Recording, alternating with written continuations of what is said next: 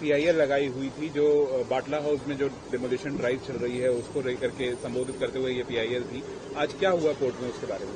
देखिए, पीआईएल में 3 दिन का जो है आज जो है डिवीजन बेंच ने टाइम दिया है। जो भी लोग हैं जिनके यहाँ नोटिस लगे हैं, जो इफेक्टेड पार्टीज हैं, वो 3 दिन के अंदर सारे के सारे जो है अपनी जो है वो रिट फाइल कर सकते हैं इंडिविजुअल। और हमने जो अपनी पीआईएल है वो विड्रॉ की है इसी कंडीशन पे कि वो सब उसमें जो है अब जाएंगे। लेकिन मेरा कहना ये है कि भाई जिस तरह से डीडीए का रवैया रहा है, ये पूरे पार्ट को लेकर के जिसने कंटेम्प्ट लगाया था वो भी 279 में आता है। उसको ये कहते हैं कि वो पीएम उदय का पार्ट है और बाकी पीएम उदय के पार्ट क्यों नहीं है।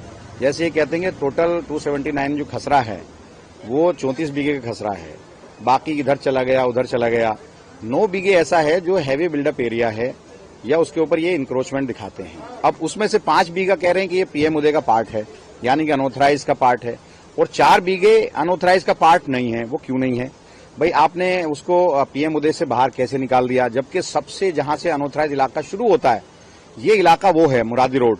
उसके बिल्कुल बराबर में जो है मेन बटला हाउस है। मुरादी रोड जो है ऑथराइज में आता है। मुरादी रोड के बिल्कुल जहां से स्टार्टिंग होती है वहां से अनऑथराइज शुरू होता है और तकरीबन 71 से 71, 72, 73, 80, 80 से 70 के बाद से लोग वहां रह रहे हैं। 50 साल 54 साल वहां लोगों को हो गए। आपने अचानक उसको अनऑथराइज से अलग कर दिया, अचानक जो है आपने पीएम उदय से अलग कर दिया। मेरी ये समझ में आता है जो जीएनसीटी एक्ट है, जीएनसीटी एक्ट में 2014 से लेकर 2026 तक वो एरिया तो वहीं था, वो उसमें कवर्ड क्यों नहीं होता? तो ये जिस तरह से डीडीए इस पूरे इलाके को डेमोलिशन करना चाहती है वो मेरी समझ से बाहर है। रेखा गुप्ता जी कह रही है कोर्ट का ऑर्डर है, लेकिन उनके वकील आकर के यहां तोड़ने की बातें करते हैं, यहां मुखालफत करते हैं। भाई अगर आप इनको नहीं उजाड़ना चाहते तो मेरी समझ में नहीं आता। भाई अगर जो पीएम उदय में, अब ये खुद बताएं डीडीए वाले कि 5 बीघा इसी खसरा में से पीएम उदय में कैसे आ गया, 4 बीघी बाहर कैसे हो गया, 5 बीघा जो है अनऑथराइज रेगुलाइज में कैसे आ गया, 4 बीघा बाहर कैसे हो गया। तो ऐसे थोड़ी है कि एक घर आ गया एक घर नहीं आया, एक घर आ गया एक घर नहीं आया। तो ये जिस तरह से इन लोगों ने डिमार्केशन की है वो बिल्कुल ठीक नहीं है। और हम लोग इसीलिए मैंने विड्रॉ किया है कि मैं सुप्रीम कोर्ट के अंदर इसके डिमार्केशन को चैलेंज करूंगा और किस तरह से इन लोगों ने पीएम उदय में कुछ एरिया को रखा है 279 के, कुछ एरिया को नहीं रखा, ये मैं चैलेंज करूंगा।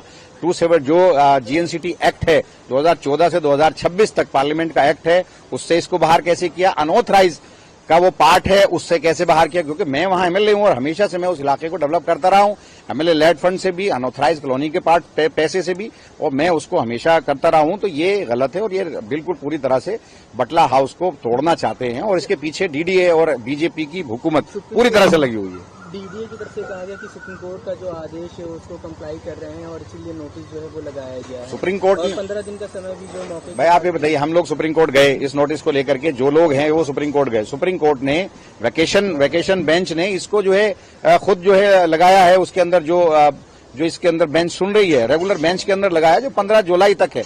तो उसको ये सब्र नहीं हो रहा इन लोगों से, तोड़ने पे लगे हुए हैं। भाई ये लोग एक आशियाना बनाने में जमाना लगता है। जिन लोगों के घर वो टूटने वाले हैं, जो बर्बाद हो रहे हैं, उनसे पूछिए ना, उनकी तकलीफ को जानिए। और जो लोग 70 से रह रहा है, अचानक आप उसको कहते हो कि आप अनऑथराइज का पार्ट नहीं हो, अचानक आप उसको कहते हो कि आप पीएम उदय का पार्ट नहीं हो।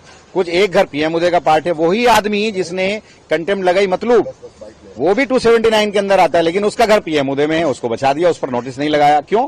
क्योंकि वो इनसे मिलकर के उसने सेटिंग करके उसने जो कंटेम्प्ट लगाई थी, जिसका ये उसको फैज दे रहे हैं, फायदा दे रही है बीजेपी।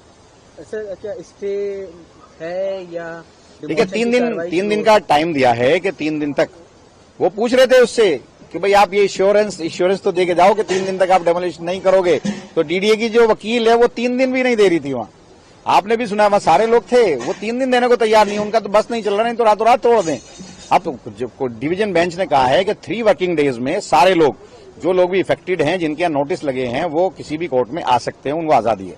अपने जो डेमोलिशन के जो नोटिस लगे हैं उसको वो चैलेंज कर सकते हैं। तो क्या कोई कोर्ट ने स्टे लगाया है, कोर्ट की तरफ से कोई स्टे लगाया गया है डेमोलिशन ड्राइव पे या नहीं? उन्होंने 3 दिन का टाइम दिया है, तो मैं मान के चल रहा हूं कि जाहिर सी बात है 3 दिन का वक्त तो तमाम एजेंसीज देंगी, ऐसा तो नहीं है। जब कोर्ट ने कहा है कि 3 वर्किंग डेज में अपना सारी जो एप्लीकेशन, हम तो स्टे के खिलाफ ही, उसके डेमोलिशन के खिलाफ ही तो आए थे, तो मान के चलिए कि ये 3 दिन तो हैं।